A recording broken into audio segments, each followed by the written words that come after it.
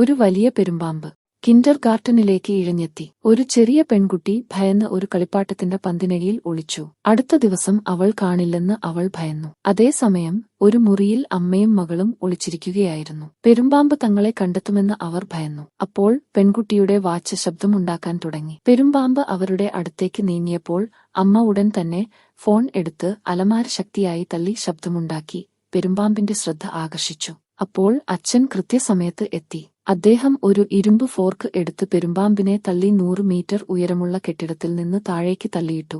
അപകടം അവസാനിച്ചെന്ന് എല്ലാവരും കരുതി. എന്നാൽ അപ്പോൾ ഇടനാഴിയിൽ മറ്റൊരു പെരുമ്പാമ്പ് എത്തി. ആളുകൾ ഭയന്ന് ഓടി. അവർ കെട്ടിടത്തിന് പുറത്തുനിന്ന് ലിഫ്റ്റിന്റെ അടുത്തേക്ക് കയറാൻ തുടങ്ങി. എന്നാൽ ചിലർ വഴുതി വീണു. ലിഫ്റ്റിൽ നിന്ന് മുകളിലെ നിലയിലേക്ക് പോകാനായിരുന്നു അവരുടെ പദ്ധതി. എന്നാൽ ഭാരം കാരണം ലിഫ്റ്റ് തകർന്ന് താഴേക്ക് വീണു. ഇതിനിടയിൽ ആരോ ഒരു വലിയ പെരുമ്പാമ്പ് കെട്ടിടത്തിന് ചുറ്റും കറങ്ങുന്നത് കണ്ട് ജനലിൽ മുട്ടി. അകത്തുണ്ടായിരുന്ന ഒരാൾ ജനൽ തുറന്ന് അവരെ രക്ഷിച്ചു. ഇത് ഒരു സ്ത്രീ ബോസിന്റെ ഓഫീസ് ആയിരുന്നു. താഴെ പെരുമ്പാമ്പിനെ കണ്ട സ്ത്രീ ബോസ് മുകളിലെ നിലയിൽ പാർക്ക് ചെയ്തിരുന്ന ഹെലികോപ്റ്ററിൽ കയറി രക്ഷപ്പെടാൻ തീരുമാനിച്ചു. എന്നാൽ അവൾ ഹെലികോപ്റ്ററിനടുത്തേക്ക് നീങ്ങിയപ്പോൾ അവളുടെ ബാഗിൽ നിന്ന് ഒരു വെളുത്ത പാമ്പ് പുറത്തുവന്ന് ഹെലികോപ്റ്റർ ഡ്രൈവറെ കടിച്ചു കൊന്നു. സ്ത്രീ ബോസ് ഭയന്ന് ഓടി. പക്ഷേ വെളുത്ത പാമ്പ് അവളെ പിടിച്ച് താഴെയിട്ടു. കെട്ടിടത്തിനകത്തുള്ള വലിയ പെരുമ്പാമ്പും ഇപ്പോൾ നിയന്ത്രണാതീതമായി. ആളുകൾ ഓടി മുകളിലെ നിലയിൽ ഒളിച്ചു. പക്ഷേ അവിടെയും അപകടം ഉണ്ടായിരുന്നു. പെരുമ്പാമ്പ് അവരെ കണ്ട് ആക്രമിക്കാൻ തുടങ്ങി. അപ്പോൾ ദശാൻ എന്നൊരാൾ മകളോടൊപ്പം